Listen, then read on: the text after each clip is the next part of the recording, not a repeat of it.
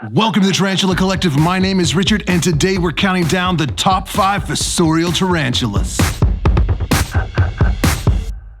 Many of you all have been asking for this video for quite some time now, and honestly, I've just been avoiding making it because filming Fossorial Tarantulas is a huge hassle. I mean, they live underground and they very rarely come out of their burrow. But Brian from the Tie-Dye Tarantula gave me a really great idea on how to film this. So I'm gonna give you what you want. Oh, am I gonna give it to you, all right. Starting off with number 5.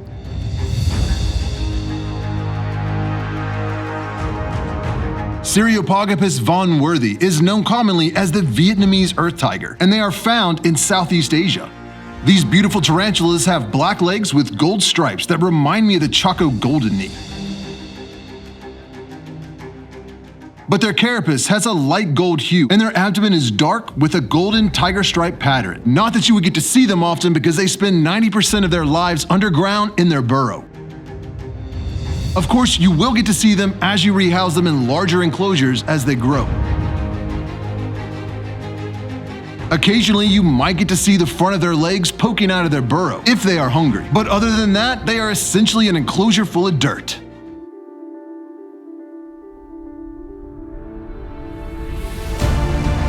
Helenobius muticus, or the famous king baboon tarantula, is from East Africa and interestingly is the only member of its genus, kind of like the greenbottle blue. They are a large tarantula when full grown, reaching a leg span of nearly 8 inches.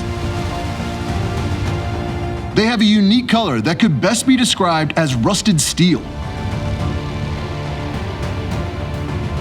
And they have very thick back legs. Throw in the defensive attitude and the fact they actually stridulate or make a hissing noise by rubbing their front legs together, and this sounds like one cool tarantula.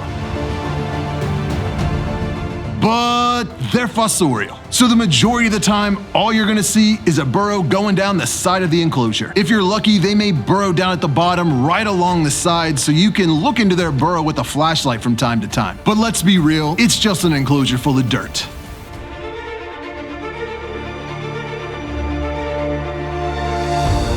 Chilobrachys natancharum, which up until very recently was called the Chilobrachys species electric blue. You can check out the video linked above for more information on that. Has recently been referred to by their new common name, the electric blue earth tiger, which is real original, guys. This species' front legs and chelicerae shimmer with a coloration that fades from blue to purple. Typically, they have black legs, carapace, and abdomen, making the iridescent blue the only thing you see reflecting back when you shine a light into their deep burrows just to make sure that they're still alive. Now, if the substrate in their enclosure isn't moist enough, or if they are approaching pre-molt, they really take on this drab, faded brown color, which I mean, who doesn't love a drab brown tarantula? I recently discovered they are sexually dimorphic when one of mine matured out male, and it reminded me of the Haplocosima himalayana, or the Himalayan banded earth tiger. Man, these dudes just keep killing it with these common names. How do they even keep coming up with this?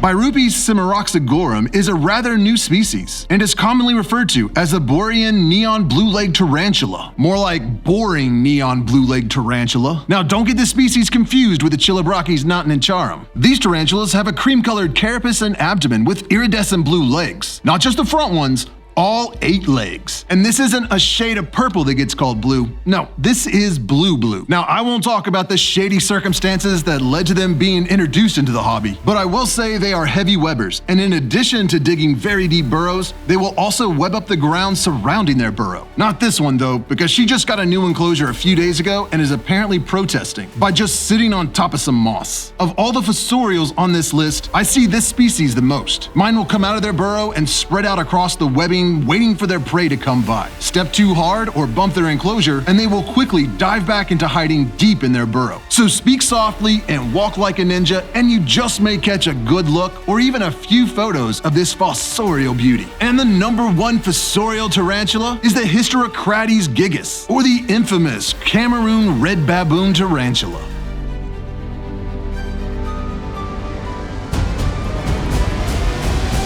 Now this is a West African fossorial species that just stays in a perpetual bad mood. Personally, I have kept 3 of these over the past 23 years. All of them have been super defensive and would get upset just because I walked into the room. Mature females can reach a leg span of about 7 inches, so they have some intimidating size, especially when they throw up that threat posture and show their fangs. Are they a fossorial species? Or are they just a terrestrial opportunistic burrower with severe antisocial leanings that prefers the recluse of their burrows? The internet is torn, but in my experience, they are always underground in their burrow unless they have ventured out for a drink. Some people have had success keeping them communally, and they are the only tarantula I know of that will hunt fish and grab them right out of the water. They have a reddish brown to deep burgundy body with black markings, giving them a striking appearance.